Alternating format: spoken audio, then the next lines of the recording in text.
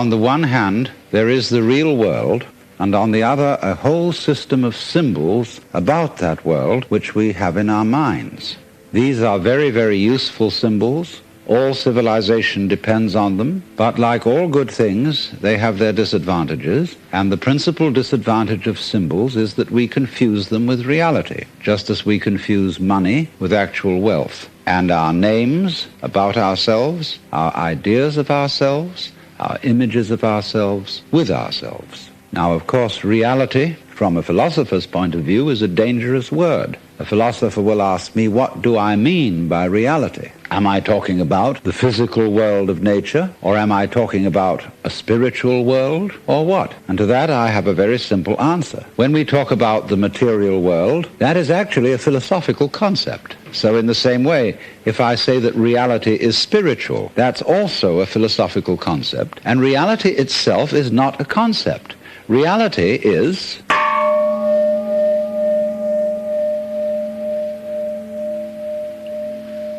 and we won't give it a name. Now, it's amazing what doesn't exist in the real world.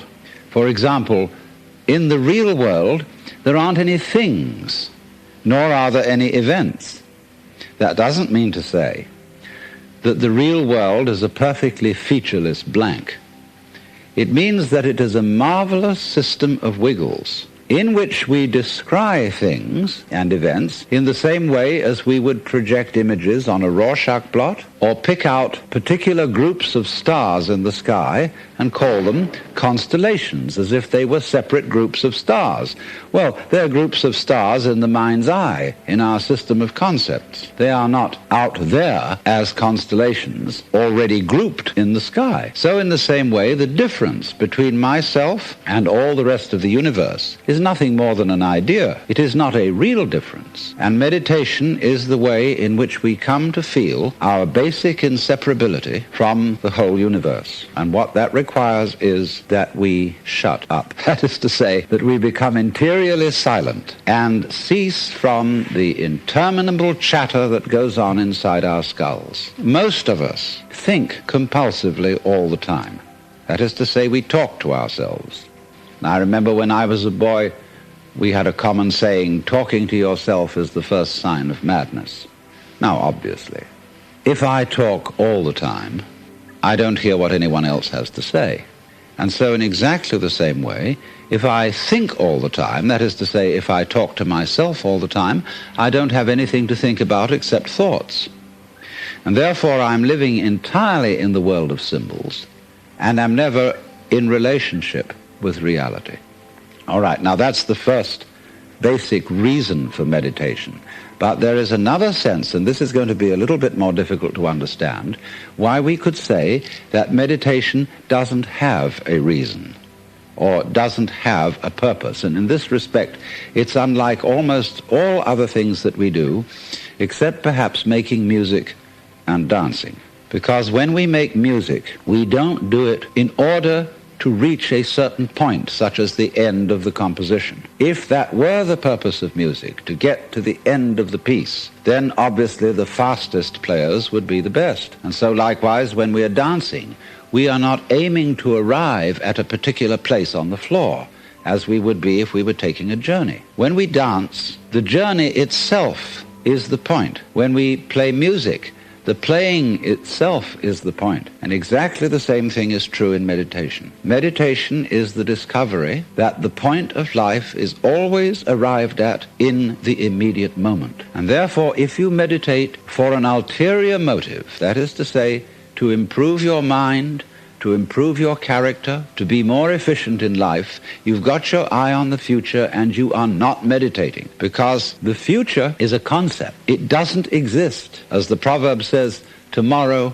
never comes. There is no such thing as tomorrow. There never will be, because time is always now. And that's one of the things we discover when we stop talking to ourselves and stop thinking. We find there is only a present, only an eternal now. So it's funny then, isn't it, that one meditates for no reason at all, except we could say for the enjoyment of it. And here I would interpose the essential principle that meditation is supposed to be fun.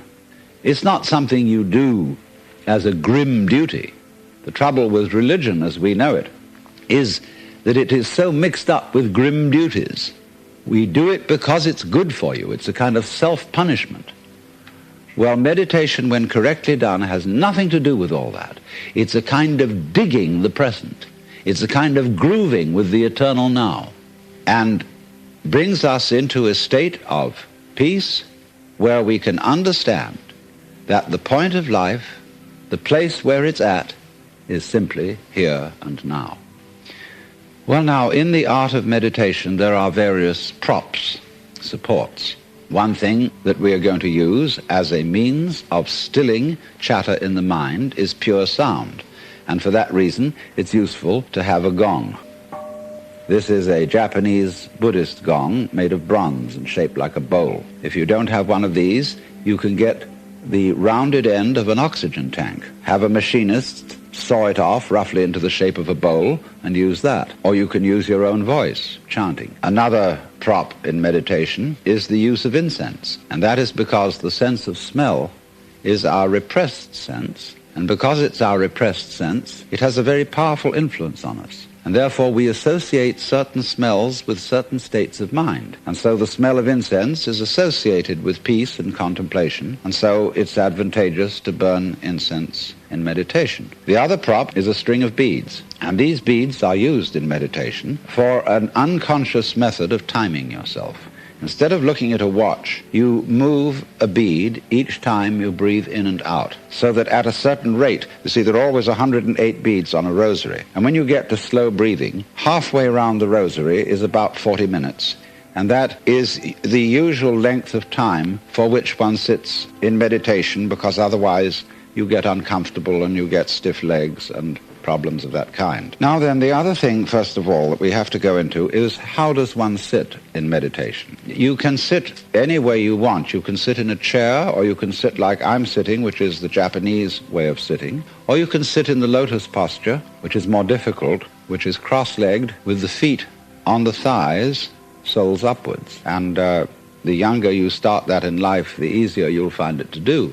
Or you can just sit cross-legged on a raised cushion above the floor. Now, the point of this is that if you keep your back erect, I don't mean stiff like this, nor slumped like this, but just easily erect, you are centered and easily balanced, and you have a feeling of being thoroughly rooted to the ground. And that sort of physical stability is very important for the avoidance of distraction and generally feeling settled. Here and now, j'y suis, j'y reste, as the French say. I'm here and I'm going to stay. Well, now, the easiest way to get into the meditative state is to begin by listening. If you simply close your eyes and allow yourself to hear all the sounds that are going on around you, just listen to the general hum and buzz of the world as if you were listening to music. Don't try to identify the sounds you're hearing. Don't put names on them. Simply allow them to play with your eardrums and let them go.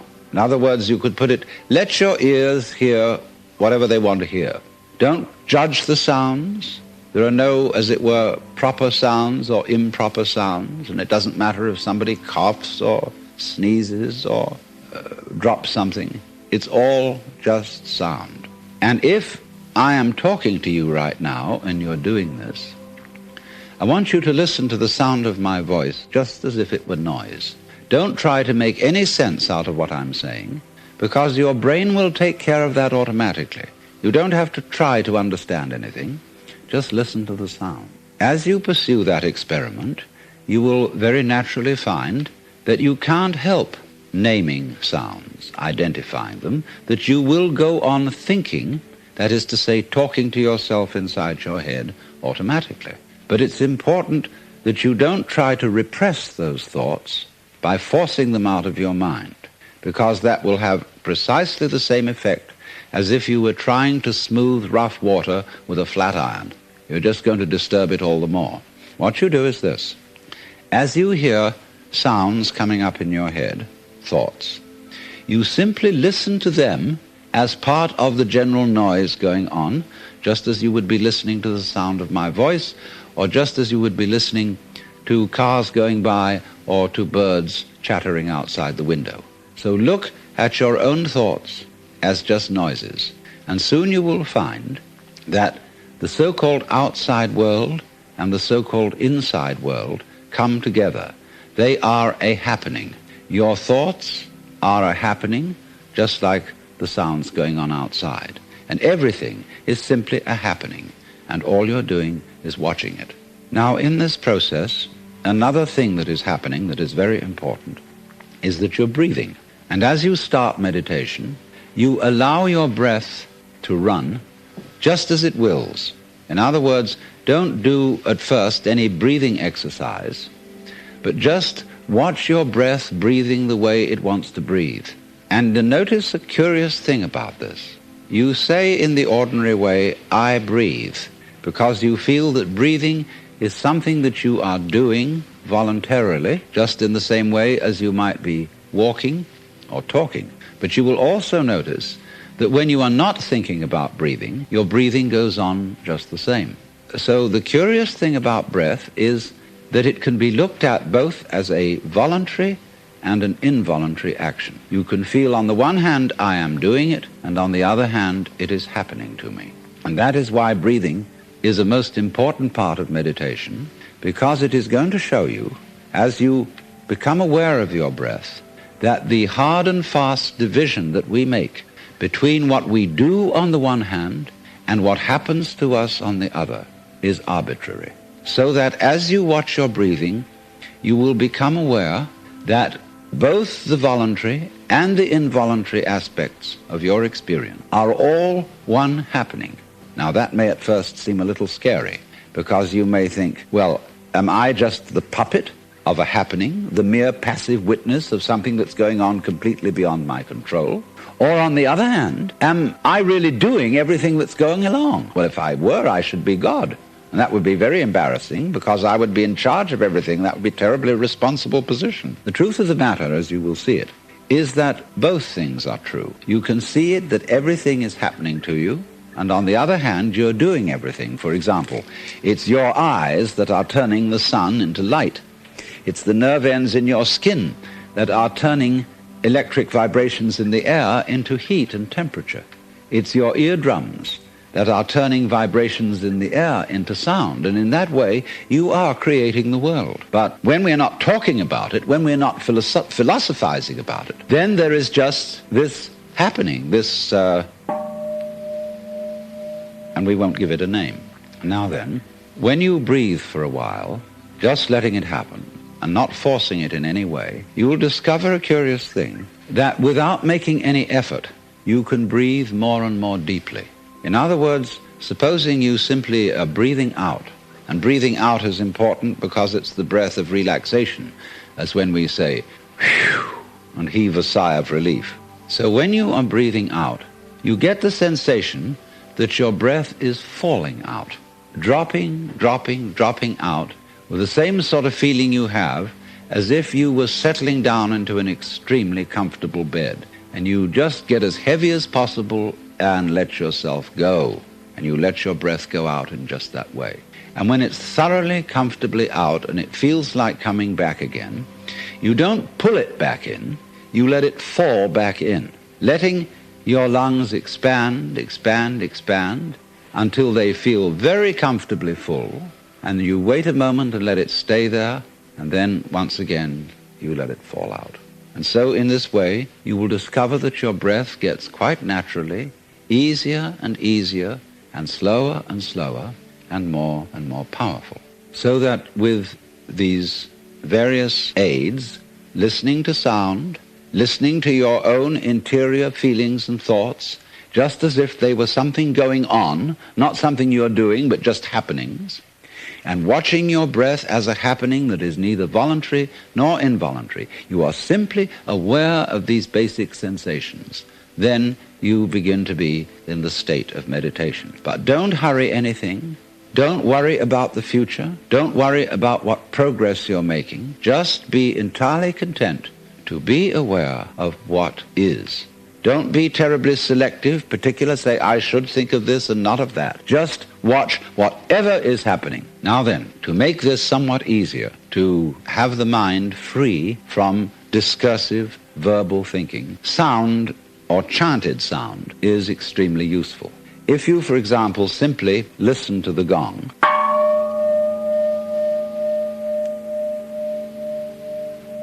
and let that sound be the whole of your experience. It's quite simple. It requires no effort.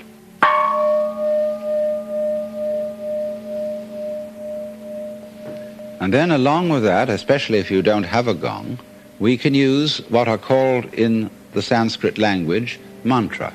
Mantra are chanted sounds which are used not so much for their meaning as for the simple tone. And they go along with that easy kind of slow breath. One of the basic mantras is, of course, the sound Om. That sound is used because if you spell it out, A-U-M, it runs from the back of your throat to your lips, and therefore it contains the whole range of the voice.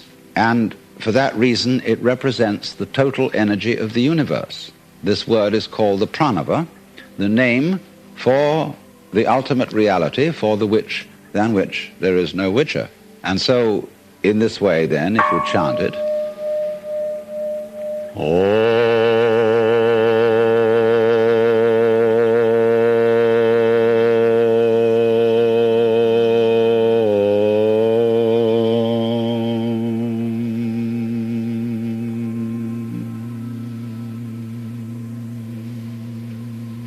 and it's varied like this.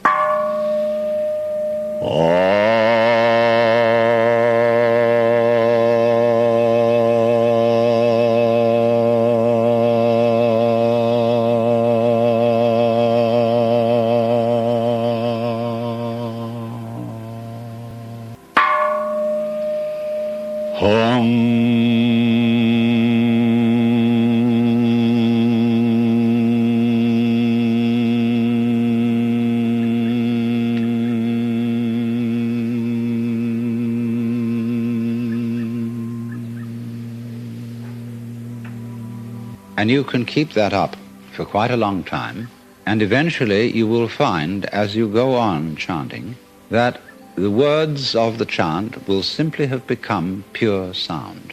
And you won't be thinking about it. You won't have any images about the sound going on in your mind. You will simply become completely absorbed in sound, and therefore you will find yourself living in an eternal now in which there is no past, and there is no future, and there is no thing called difference between what you are as knower and what you are as the known, between yourself and the world of nature outside you. It all becomes one doing, one happening. Now, in addition to those slow-moving chants, you may find it, according to your temperament, easier to do a fast-moving one. These have a sort of rhythm to them that is absorbing. Say a chant that many of you have heard that goes, Hare Krishna, Krishna Krishna, Hare Hare, Hare Krishna, Krishna Krishna, Hare Hare, Hare Rama, Rama Rama, Hare Hare, Hare Krishna, Krishna Krishna, Hare Hare, Hare Rama, Rama Rama, Hare Hare. And it doesn't matter what it means. Actually, Krishna and Rama are the names of Hindu divinities. But that's not the point. The point is just to get with that thing that is running. Hare Krishna, Krishna Krishna, Hare Hare, and so on. And if you're a Christian or a Jew and you feel more inclined to use a meditation word that is more congenial to you, you can use, say, Alleluia, Alleluia,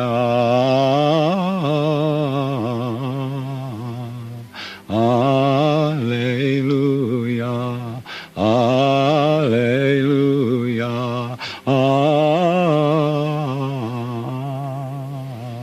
Or if you're a Mohammedan, You can use the Allah, the name of God. They have a way of doing it, which gets very exciting.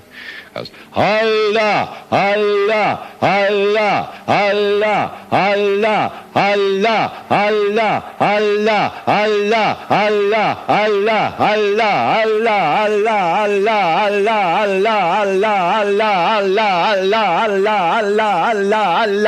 Allah, Allah, Allah, and it gets faster and faster. You can keep that up for 40 minutes. And you'll be out of your mind. But you see, to go out of your mind at least once a day is tremendously important, because by going out of your mind you come to your senses. And if you stay in your mind all the time, you are over-rational. In other words, you're like a very rigid bridge, which, because it has got no give, no craziness in it, is going to be blown down in the first hurricane.